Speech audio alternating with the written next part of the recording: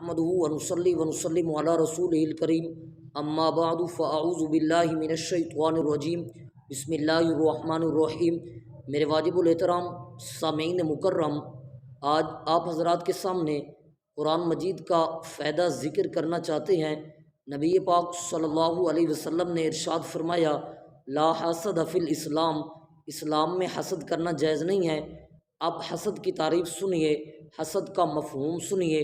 حسد اسے کہتے ہیں جب بندے نے کسی کی گاڑی کو دیکھا، پراپرٹی کو دیکھا، جائیداد کو دیکھا، پیسے کو دیکھا تو اس کے دل میں خیال آنے لگا کہ یہ اس کے پاس نہیں ہونا چاہیے، یہ اس سے چلا جائے اور میرے پاس آ جائے، اسے حسد کہتے ہیں۔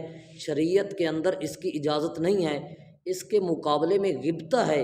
اس کی تعریف یہ ہے کہ بندے نے کسی کی گاڑی کو دیکھا، کسی کے پیسے کو دیکھا، اس کے بعد دعا کی، یا اللہ اس کے پاس بھی ہونا چاہیے اور مجھے بھی عطا فرما، یہ جائز ہے۔ بہرحال ہم تعریف کر رہے تھے قرآن مجید کے فائدے کی۔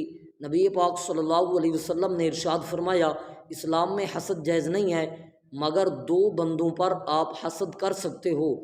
ایک وہ بندہ جس کو اللہ نے مال و دولت دیا، وہ صبح و شام اللہ کے راستے میں مال خرچ کر رہا ہے، اسے دیکھ کر آپ اس کا مقابلہ کر سکتے ہو، اس سے بڑھ سکتے ہو اللہ کے راستے میں مال خرچ کرنے کے اندر۔ ایک تو یہ ہے، اور دوسرا وہ بندہ جس کو اللہ نے قرآن کا حافظ بنایا، قرآن کا قاری بنایا، قرآن کا عالم بنایا، قرآن کا معلم بنایا، وہ قرآن پڑھ رہا ہے، صبح شام قرآن کی تلاوت کر رہا ہے، قرآن کا معنی اور مفہوم سمجھ رہا ہے، قرآن کی تعلیم دے رہا ہے، قرآن کے ذریعے لوگوں کو تبلیغ کر رہا ہے، سمجھا رہا ہے۔ اب آپ کے دل میں اگر یہ خیال آ جائے کہ ہم اس سے بڑھ جائیں، آپ محنت کرنا شروع کر دیں، اس کا مقابلہ کرنا شروع کر دیں، تو یہ آپ کے لیے جائز ہوگا۔